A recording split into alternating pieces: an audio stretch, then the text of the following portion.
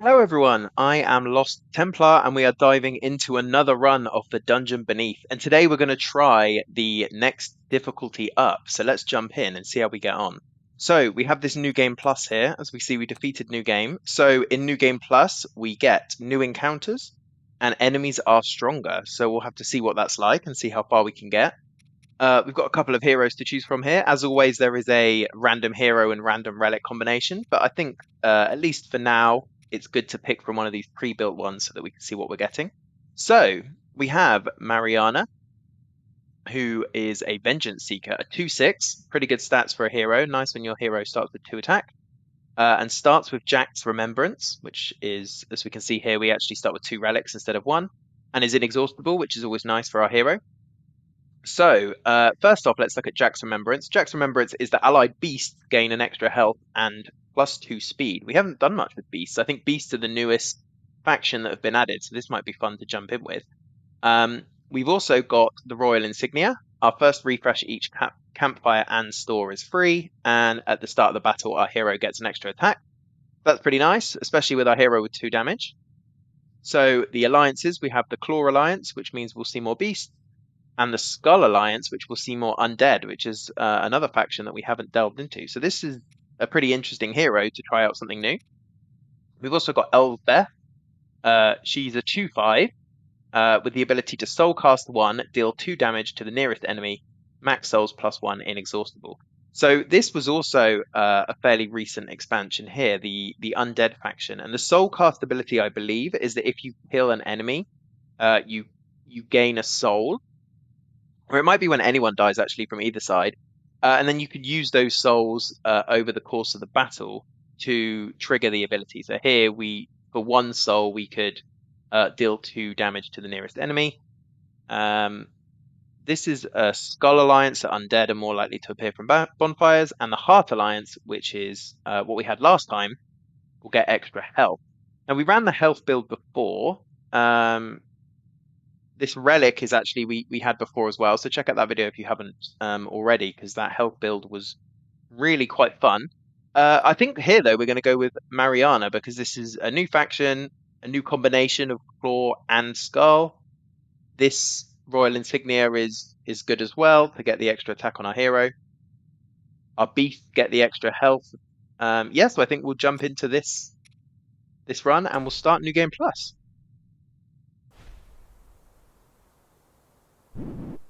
Here for Abaddon, what a terrible fate. Okay, well, there's no turning back now. That's very true. As always, we have our followers. They're pretty useless. We'll get rid of them pretty quickly. And we have a hunter who is a level 1 human archer with follow-up. Deal 1 damage to the lowest health enemy. That's quite nice early on.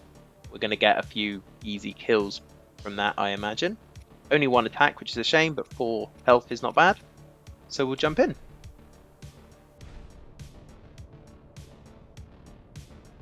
The upper dungeon. Floor 1. Let's pick a boon. As always, we can choose from 8 gold, a random level 2 character, or a rare item. I always generally pick the rare item because that's my personal favourite. Maybe this time we'll try something new, so we'll get a random level 2 character. And we have the Tinkerer, a level 2 gnome mage. So 1/4. At the end of the round, if this character has power, summon a Big Bomb. Big Bomb is 0 attack, 1 health, and when it dies, deal 4 damage to all characters in this lane. Ooh, this is pretty tricky to build around. We don't have any way to give the character power anyway, so for now they're basically a 1/4. What we could do is try and find a way to give them power. We'd be sticking out these bombs, then we'd have to really maneuver our team so that we didn't blow up ourselves. Tricky and doesn't really fit our beast synergy, unfortunately, but it's still nice to have 4 characters straight off the bat, and we'll dive in to Min Fetterbite, who at the end of the round will just change lanes.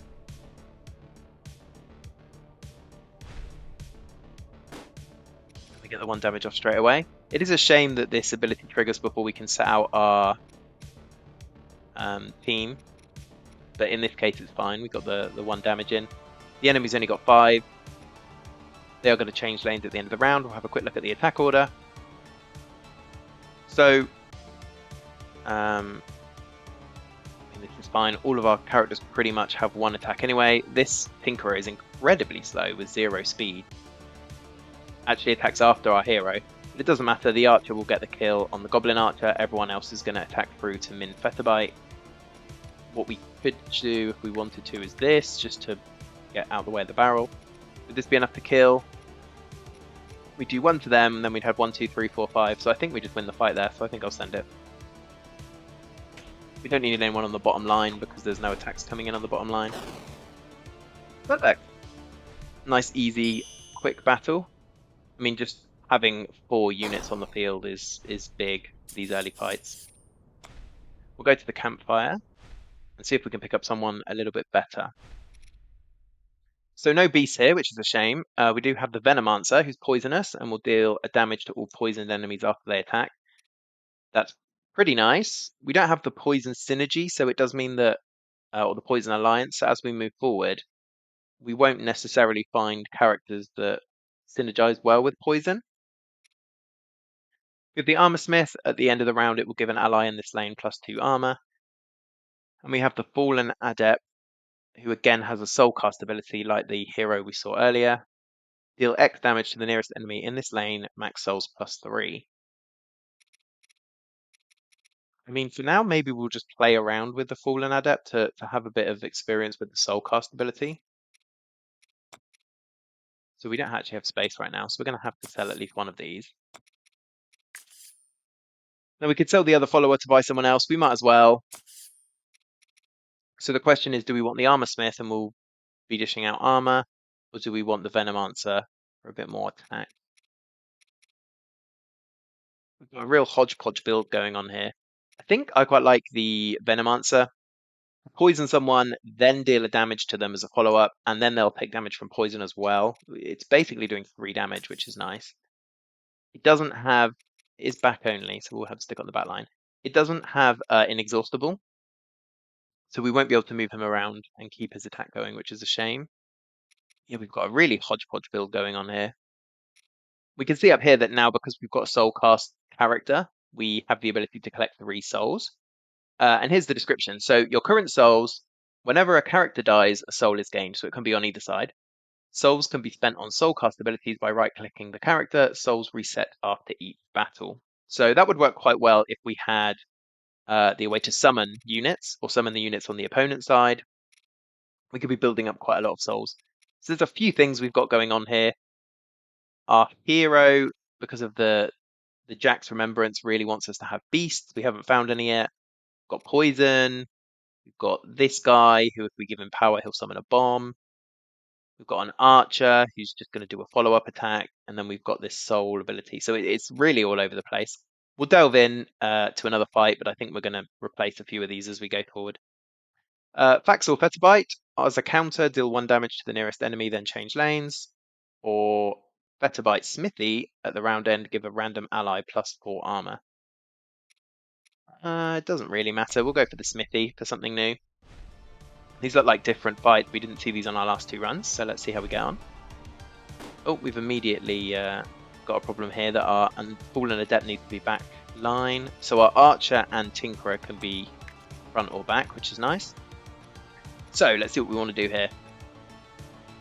At the end of the round, the Smithy is going to give one of the allies +4 armor, which is a lot. So the first question is going to be, can we kill these straight off the bat?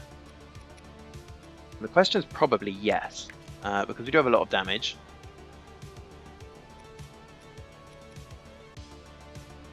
Now, can we do this? This leaves our middle free though, so we can't really do this. So actually, maybe we can't get that kill.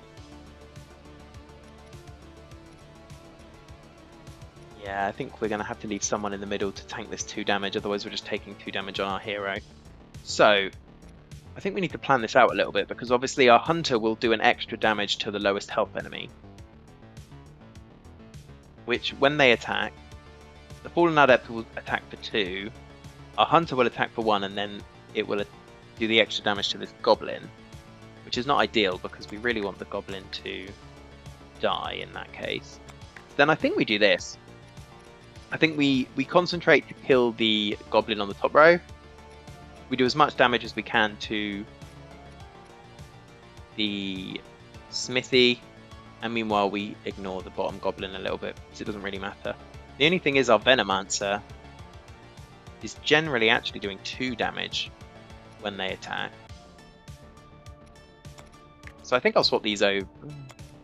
I probably want the poison in on the boss. So maybe it's this. It does mean that our Venomancer is going to take 2 damage off the bat. And they've only got 3 life. But then we'll just have to rejig people. So I think this is fine. Let's send it and see how we get on.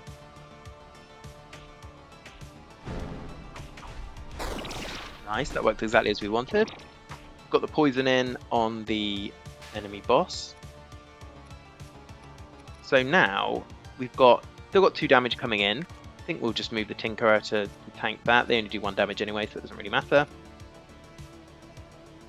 So we can use the soul cast ability of the Fallen Adept now, and we can see that because they're sort of sparkling here. So we could right click them to deal X damage, in this case 1, because we have 1 soul, to the nearest enemy. This guy basically has 7 health, so it's not really going to matter. I think if we move him, we can't then use the soul cast ability, he'll be exhausted. So we've got 4 damage coming in through the middle, and then the poison will be 5, so I think we'll just send this, and it should be fine. The only slight worry is if the goblin changes lanes, but actually he doesn't change lanes till the end of the round, so we're fine.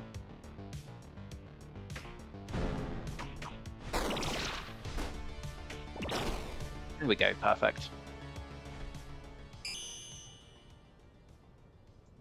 So 3 gold for defeating the enemy hero, and we get our first experience. Now, I don't know where this is going to go, because we've got such a hodgepodge of units coming on here. I mean, it's a bit random, isn't it? I wanted to go for the beast build with Mariana, but none of these have any kind of beast synergy. I think maybe I'll stick it on our Fallen Adept, because we have also got the Skull synergy, or the Skull Alliance. So we're more likely to find other units that like the soul casting ability. I'm not sure I want to keep any of these though, so we'll see. We could get an item or some money. You don't get that much money from the chest, so I'm going to go and get an item. And we get an item for an archer, +1 attack, +2 speed. That's really nice. So our archer's going to attack now at a speed of 5, which is pretty good. That's by far and away our quickest attack. It also will do 2. And then as a follow-up, it'll do an extra damage. So we're basically doing 3 damage a turn with our archer now, which is nice. We'll move on to the next fight, the Restorative Ooze. When an ally dies, restore 1 health. We have a bonus objective to destroy the treasure chest. Now the treasure chest has 10 life. I mean, saying that, we've already knocked it down to 8. But that's a lot. We've got these splitting slimes that when they die, they'll turn into 2 regular slimes, which I think are 1/1s. And every time we kill any of these, the Restorative Ooze is going to be healing up. Now, we don't have any kind of healing or sustain, so the longer this fight goes on, we could be in trouble. But we really want to destroy this treasure chest with the 2 extra gold. So again, kind of tricky here. What's nice is the hunter can immediately kill this slime. I think it's probably best to have the poison go onto the treasure chest. Then we'll move our Fallen Adept down to deal 2 to him. If we move our Tinkerer down as well, we'll also kill this one. I guess this is probably for the best. It does mean that the splitting slime will get an attack off, but it will only do 1 damage, so it's not too bad. And then in the middle we've got a chunk of damage coming into the treasure chest. Okay, we'll send it. Such a hodgepodge build we have here.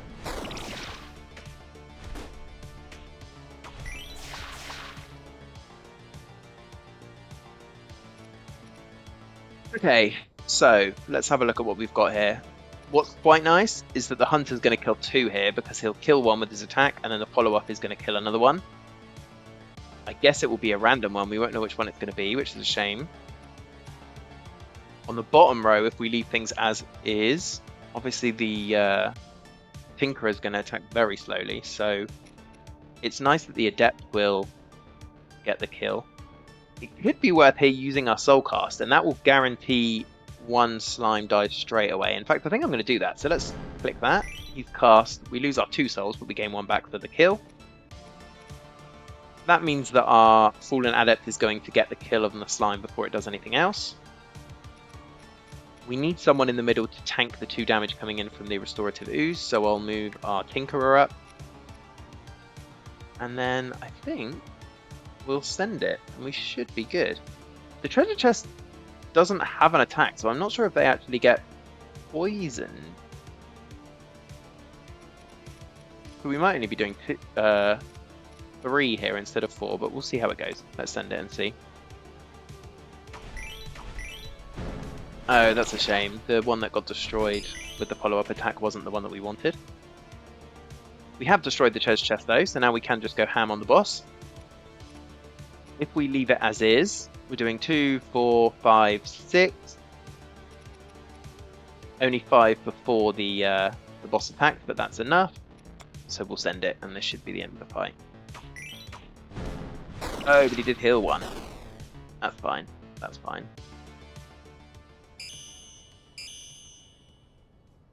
I always forget about the Poisoner, or the Venomancer, sorry, getting the extra follow-up damage on. We'll take this. I guess we'll keep pumping the experience into the same one. Now, I don't like our team. We probably should refresh them. But I am greedy, and I want more money. So I'm going to take a big gamble here, because our team isn't that good, I don't think, and this could be tricky. Let's see what offer we get given. We could have 3 damage, the next battle enemies have an extra health. Have 3 gold and the enemies have an extra health. 3 gold and an extra enemy is spawned, or 4 gold and the enemy hero has an attack. We can have a quick look what fights we've got. We've got Foul Fetterbite. When a character dies, gain an attack. We definitely don't want to add an extra character then for them. Or the Metallic Ooze at the round end, gain an armor and move.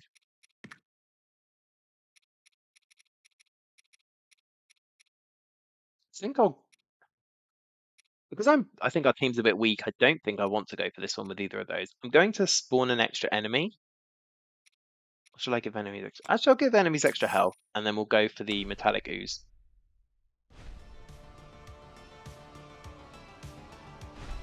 Okay, and there's no extra enemies, so this is perfect. The only thing is these barrels, which is frustrating. The Metallic Ooze is going to do 3 every turn. So we've got 2 characters that can actually tank that. So on the 3rd attack, we will lose someone. Now the Tinkerer's not really doing very much, so we want the most damage coming into this middle line, which I think looks like this, because we want to get the poison in as soon as possible. We want the Hunter to get the attack. We want our hero to get the attack. And then I think we send it. The webs, if we put a character on them, then they're then stuck and we can't move them for the rest of the fight. So that's kind of nasty. For now I'm going to avoid them, and we'll potentially put characters on webs if we need to as the fight goes on.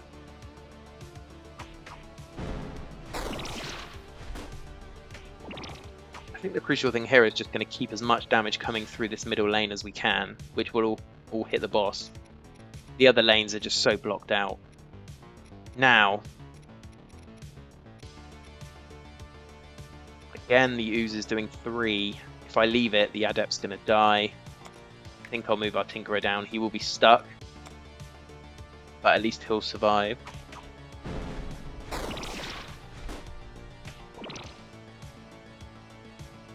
And there's only 2 more damage on the boss, so checking the attack order, yeah, all of our middle units will attack before the boss, so we're fine here. That wasn't too bad. Okay, nice.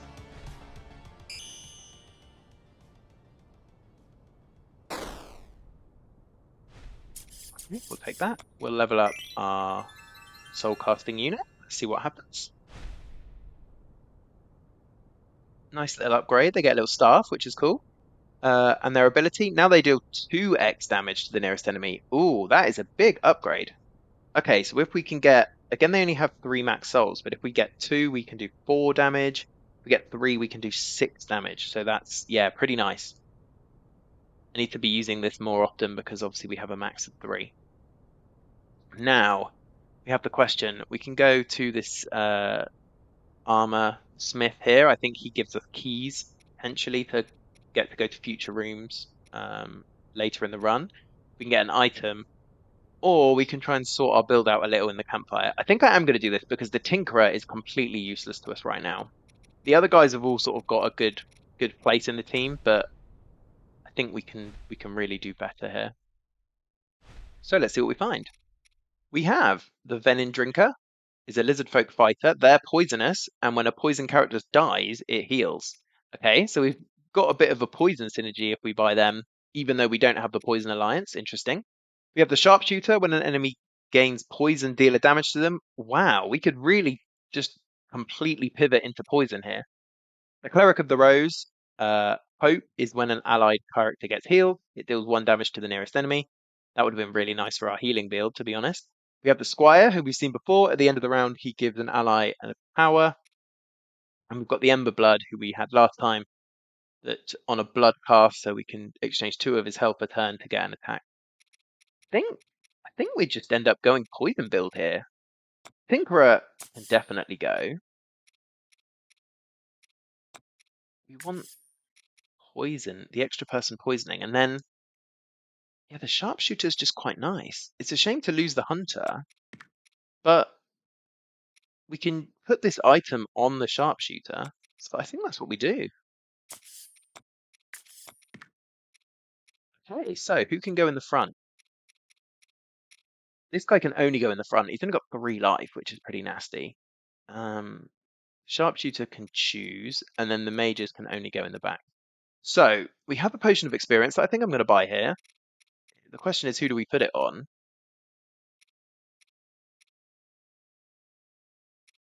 I mean, the Venomancer is just a better version of the Sharpshooter, right? Because not only does it poison, but then as a follow-up, it does 1 damage to all poisoned enemies. This Sharpshooter just does 1 damage when an enemy gains poison, so it's just a pure downgrade to the Venomancer. The Venom Drinker is also poisonous, and it will heal up. I think I'm going to stick this on our Venomancer.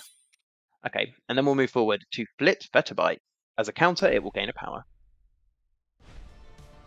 Remember, power is temporary, so when it attacks, it loses all power. And again, we've got a 10 health treasure chest here, which is just nasty.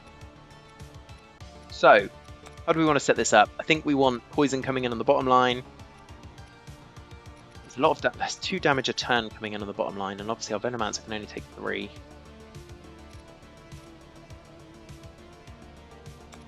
Maybe we switch it like this. Because our Venom Drinker can at least heal, but we do need to kill a poisoned enemy. So, Venomancer will... How quickly does the Venomancer attack? Slow, which is perfect. So, at the moment, we'll do 1 poison to them. And that will do an extra damage to them, so they'll take 2. I think then we move our hero down, so that our hero gets the kill. And then on the top line, we're going to do poison to this guy. Then we're going to hit everyone for 1 who's poisoned. So actually we'd hit both of these. So annoyingly that will be at 3. We almost didn't need the hero. It's almost wasted. But we can't really get around that. And then we're just allowing some damage to come in on the middle. So it means that Venom Drinker will heal up to 2, which will be enough to tank another damage. Now, these will all change lanes, which is annoying, after their attack. The boss is actually not that much of an issue. All he does is he gains a power when we hit him, and for a while we're not going to be hitting him, so he's just going to be doing 1 a turn. So I think we send it and see how we get on.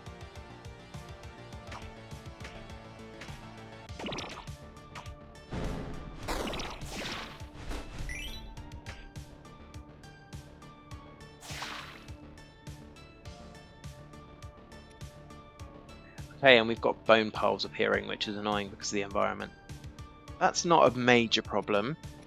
We probably could have done without the human hero being on the bottom level that turn, actually, because the enemy would have taken some damage from the poison. So, this is okay. This is quite nice because the Venom Drinker won't take any damage. He'll destroy the bone pile. The Venomancer will attack and get the kill. Oh no, the enemy will attack first. That's actually bad for us.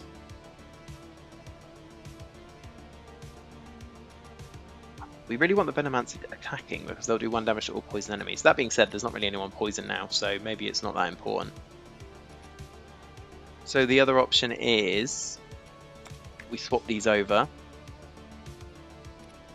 I think this is what we end up having to do here. Now the question is, where do we want the extra 2 damage coming in? And I think it's in the middle to get rid of this treasure chest so that we can start getting through. The goblin will die from the poison, which is fine. This one, there's not much we can do this turn. Yeah, I think we send this. It's not great. We could end up with a bit of an issue when we actually start attacking the boss here. We have built up 3 souls now, which is nice. So this is actually 6 damage that we can put through. And that's 6 damage straight onto the boss. So that's really good news. So actually,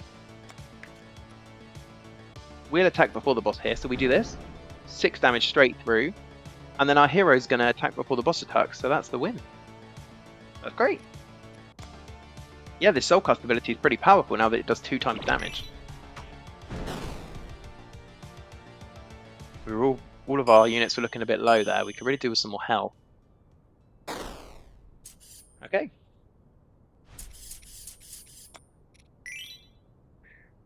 So, we could go to another campfire, or we could get some items. I think if we just keep replacing our team, we're going to get outscaled. So we need to get some items, because we could even transfer them between units as we pick up new ones on later floors. So let's see what we have. Things for sale. We have the Necrotic Ring, which is an extra attack on a unit for -2 health. We have our hero gaining an attack when they get hit. We have an archer gaining an extra health and an extra speed.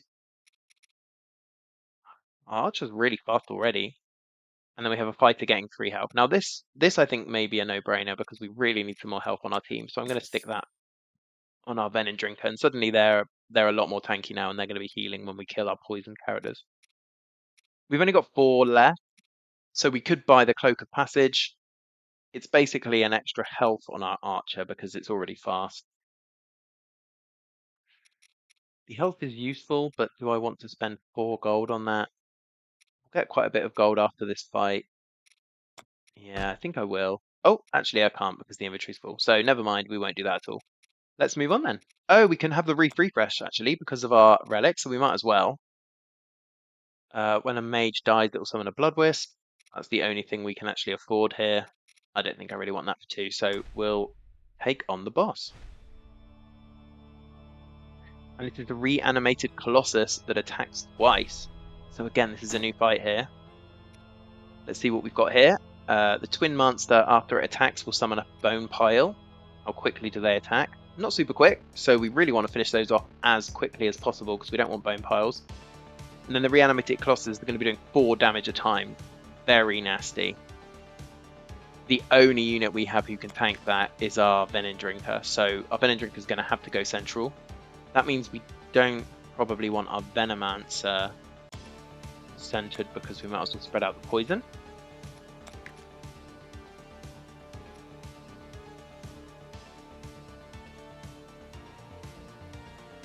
Okay, and I think this is good. I think what I'll do is move him down. Not that it really matters. So if I've mathed this out right, our Sharpshooter will attack 2. Venom Drinker attacks the middle line, which is fine. Our guy on the top line will attack for 2 as well and get the kill. Then our Venomancer will attack on the bottom line and deal poison damage. So it will do 1 damage, taking him down to 1. He'll be poisoned. So he'll follow up and deal 1 damage to all poisoned enemies, as well as the Sharpshooter getting an extra attack in anyway. And then our hero just attacks through to the boss. So I think we'll send this. It's going to be next round where we're going to have a bit of an issue because this reanimated Colossus attacking for 4 every turn basically means now we just need to start sacrificing units. So the question is, who do we sacrifice first? I think it's got to be the Venom Drinker, to be honest. There's not much else we can do here. We might as well send out our Soulcast ability because we're not going to get any more kills. So we'll do a flat 4 damage. Our Venom Drinker can die, that's fine. Everyone else will just attack the boss. And this might be enough with the poison as well. Yeah, it is. Perfect. Okay, not too bad. Still got a bit of a sustain problem. Definitely not one of the strongest runs. So the question is, we have 2 experience that we could dish out. We could put it on the Venomancer, that will take them over the level. They'll have then one step towards level 3. I guess we'll do that. Probably better to keep investing in a single unit. So this time they do follow up, deal 2 damage to all poisoned enemies. Big buff here, as well as an attack up and a health up. Okay, this is a really strong buff. So I'm glad that we leveled them up. We have a health potion that, learning from my mistakes, I will keep until we look at the relics, just in case we pick up a relic that increases our hero's health.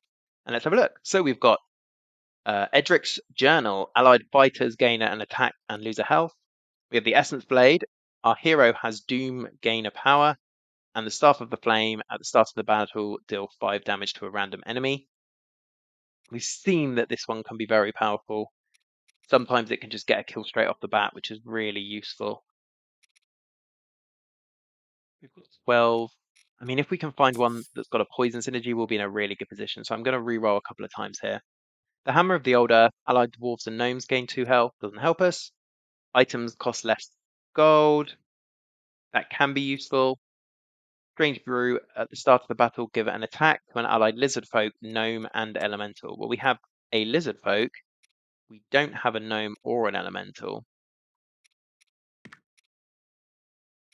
I think I'm going to re-roll again.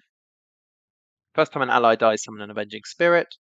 Allied mages can't be exhausted. That might be useful because that means we can move around both our Fallen Adept and our Venomancer. And actually, being able to move our Fallen Adept and then trigger the Soul Cast ability is really nice, as well as moving our Venomancer around to poison multiple enemies. So I think that's the one we're going to go for. We'll have a quick look at this. Summoned allies can't be exhausted. No thank you. No summoned allies on the team. We will definitely take the Book of Haste. I think this is going to be really useful for us. So that was floor 1. We're going to end things here for this video, but join me again as we continue on. We've got this strange poison synergy coming together, even though it's not one of our alliances. We'll have to see how that pans out, so join me again soon. Goodbye.